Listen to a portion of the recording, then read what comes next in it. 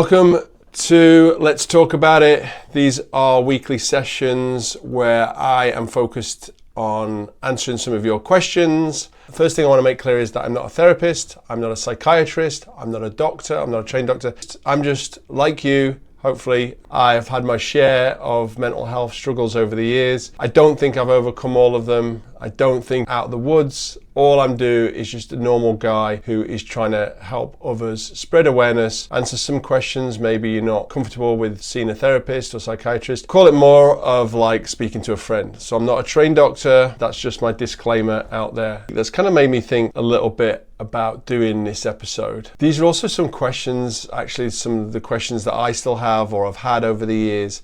So this is great that this is a community that we're trying to build, and it's going to be obviously geared around you guys out there. So welcome to episode 1. Let's talk about it. This week I got a question, and I want to make sure I get this question right. It came in through my DMs here. How do I start healing when I still hate myself? So great question. And I think a lot of us have been there, to be honest with you. You're trying to get better, you're trying to change, but deep down, still look in the mirror and you've still got that big resentment. It's funny because Sunday I had a little moment when I walked past our bedroom mirror and just looked in the mirror. And it was the first time I've done this for a while. I'd probably say for the first time in a very, very long time, many, many years, if not decades, that I looked in the mirror and I didn't hate myself anymore. And it's taken me, like I say, decades to get to that point. So how do you even begin? How do you get to that point? How do you get to a point where you don't hate yourself and you're not kind of killing yourself with self-loathe anymore? The first thing I've learned is that you can't hate yourself into healing. That's the first thing. You can't punish yourself to becoming whole. The most important one for me is that you can't earn forgiveness. You can't earn forgiveness by bleeding for it. You've got to earn forgiveness in your head, in your mind, through time, consistency, and through like so many different elements that are going to help you in your healing. So it doesn't mean you have to start by saying you love yourself. That's great if you can get to that point. I believe I had to get to a point where I didn't look at myself and really hate myself anymore. And that has taken me months. I started out, the first thing I did was got sober. And I think that was the most challenging. It's still probably a little bit challenging. I think I'm over the bumps now. Some people say you have to change, it's 90 days to change a pattern. I think it's taken me realistically maybe twice as long as that. And it's still pretty hard, but sobriety was definitely the best part of my progress to date. Doesn't mean that you have to love yourself, but it does mean that you have to stop hating yourself. You have to stop being your own enemy. When I was in my darkest place, I didn't wake up one day thinking I was worthy. I didn't wake up one day thinking everything's going to be okay. I didn't wake up one day and think, oh, I'm at ease now. It takes a long time to get to that point.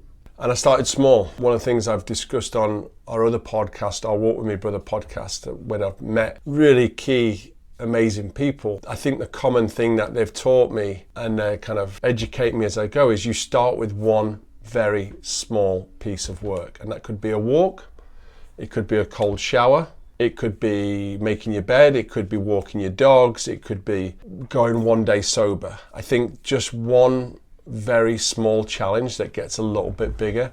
The one I've been told it works well is the cold shower. The first thing you do when you get out of bed is go straight to the cold shower. For some people, it might be a walk, getting out for 15 minutes that day.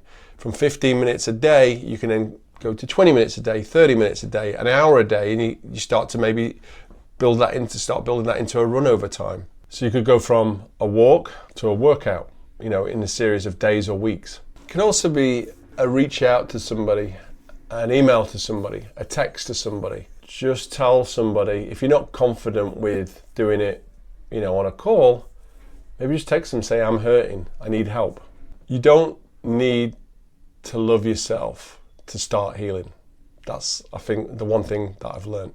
You just need to stop abandoning yourself. I've done a lot of bad stuff. Horrible stuff, more so to myself than other people. But there is a version of you that also needs to be forgiven, even if you can't see it yet. Grace isn't something I think that you earn. It's something that you have to accept. You don't have to deserve a second chance. You just have to stop running from it. So you're in that place now. Start small. Start with something very, very small. And all I would suggest on my own personal healing is show up just once a day to start with. Drink water, something probably I don't do enough of. Go outside and apologize if you need to. That certainly helped for me. I think just openly apologizing to people, bringing them down over the years. Certainly my wife and my brother and my family and my parents, they're the ones that I kind of apologize to first because I've been the biggest burden and let down to them. And it's amazing when you get that off your chest, just how much of a relief that will bring. So healing doesn't start by liking yourself, in my opinion. It starts with showing up even when you don't. You're not alone in this. Feel free to drop me a question. Like I say, I'm not an expert, I'm not a doctor, I'm not a psychiatrist or anything like that, but I'm just a normal guy who has had to kind of go through every means possible to get to where I am. And my purpose, my goal in life is now hopefully to help a few others that maybe I didn't feel like I had that support or had that kind of outlet when I was struggling. So hopefully this message helps you. Feel free to drop me a question. I will bring them up each week. You're not alone in this. Let's walk together, and I look forward to seeing you on the next episode. If you've liked this episode, please share it, subscribe, follow along more. If you haven't liked it, I'm sorry. Hope there's a question in there over coming weeks. But best way to get your question out there is you can message us on Instagram, you can email us, and you can leave a comment below.